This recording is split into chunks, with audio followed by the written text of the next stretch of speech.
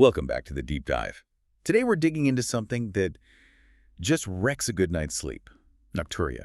Which is the medical term for having to wake up constantly in the middle of the night to go to the bathroom. Exactly.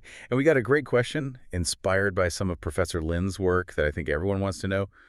Are there any specific science-backed foods that can help? And that's a mission that, it immediately calls for some critical thinking. Yeah. Because this issue is so common, especially as we get older, the internet is just a mess of what the sources call random, messy, unofficial tips. Like all that you know. Precisely. So our job is to get past the anecdotes, debunk some myths, and see what the surprisingly limited scientific literature actually says. We're going to look beyond just one magic food to, broader dietary strategies. Okay, so let's start where the researchers did. The most obvious place to look is, well, water, right? How much you drink. That was the logical first step. Early guidance was all about fluid restriction. If you're producing a lot of urine over 24 hours, the advice was to cut back. And especially at night, I assume. Oh, absolutely. The key was to stop all fluids, Yeah. and especially things like caffeine and alcohol, at least a couple of hours before bed. Seems simple enough. But this is where it gets complicated, right? I saw a paper that framed this as a kind of chicken or egg dilemma. So just telling people to drink less, it didn't quite work out. It failed the real-world test. Patients found it completely miserable.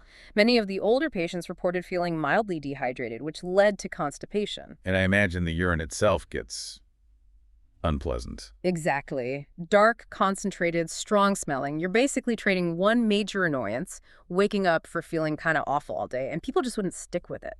So that forced a pivot. The focus shifts from water to salt. Now, wait a minute. We think of sodium and blood pressure, but you're saying it's a bigger deal for nighttime urination than the water itself. That's the core of the debate. It's a bit counterintuitive, but what researchers found is that daily salt intake is an independent risk factor for nocturia. Independent, meaning even if you get your fluid intake perfect, too much salt can still trigger the problem all by itself. That's it, exactly. And when they tested this, reducing salt intake worked really well, especially for patients who had a high-salt diet to begin with.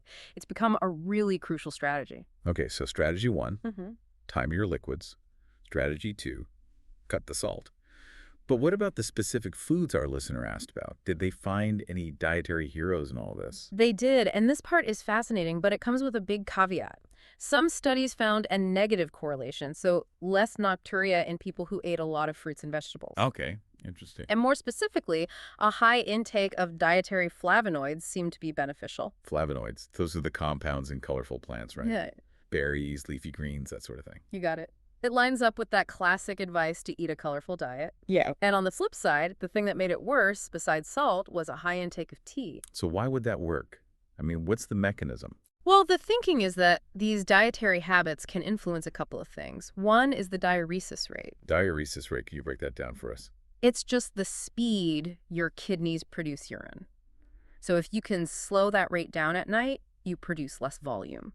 Diet might also influence your body's own melatonin levels, the sleep hormone, which is obviously key to staying asleep. That's a huge connection. But you mentioned a caveat earlier. A massive one.